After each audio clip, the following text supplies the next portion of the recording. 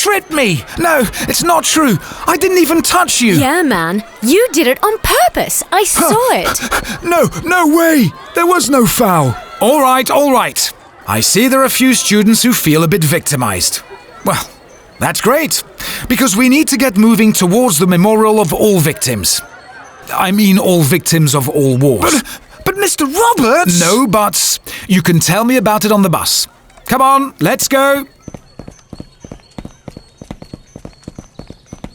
So, boys, what happened? Well, I almost scored a goal and Ahmed tripped me. Oh man, you know better than this. You threw yourself on the ground. There was no foul. I saw Ahmed intentionally pushing David.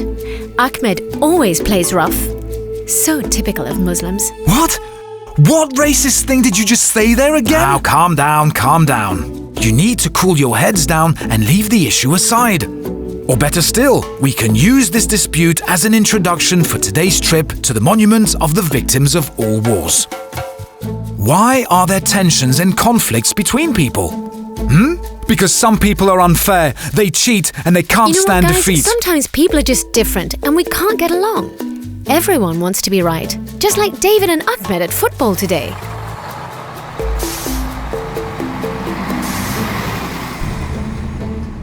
Let us look more broadly at who or what you think is to blame for the conflicts and wars in the world. I think religions are to blame for most wars. Religions have always encouraged wars. They used weapons and still do to expand their power. Just look at what Muslim terrorists are doing today because of their faith in Allah. Oh, are Muslims now to blame for everything? What about the Crusades? At that time, Christians killed a lot of people in the name of the Christian God. Yeah, sure, Ahmed, but that's not what I meant. Yesterday, I saw the news on the internet that Hindus had set fire to Muslim homes in India. Now, some time ago, there was also talk of Buddhist violence against the Muslim minority in Myanmar. Muslims are victims of violence also. Well, it's clear from history that religions are the cause of most wars to date. Christians, Muslims, Hindus, Buddhists, they're all violent. Therefore, it would be best if we all turn atheist. David, what? Don't you think it's foolish to argue about different gods? For there's no evidence whatsoever they exist. Come on! We live in the 21st century, and with all the technological progress, we should stop believing in things that are not scientifically proven. Those who believe in gods and supernatural powers today? Yeah, well, they're pretty stupid. Don't you think your idea can be a bit disrespectful towards people with different religious beliefs? Just as you have the right to hold your opinion and beliefs, so have your other classmates. They also have the right to believe according to their tradition, worldview, or personal faith. Wouldn't you agree? Now, I don't believe faith in God in itself leads towards violent acts. Our beliefs, however, can be manipulated when someone is trying to use violence to reach their goals.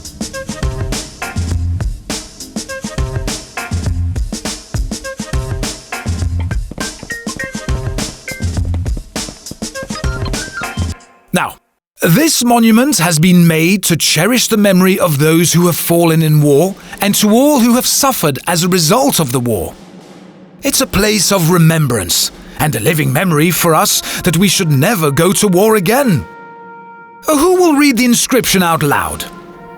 I was born to share love, not hate. Who said these words? Antigone. We have already talked about Antigone in class, haven't we? Why do you think this idea is on this monument? Because despite the king's ban, she buried her brother who had fallen in the war. Yeah, in the war, her brothers Eteocles and Polynices fought and finally killed each other.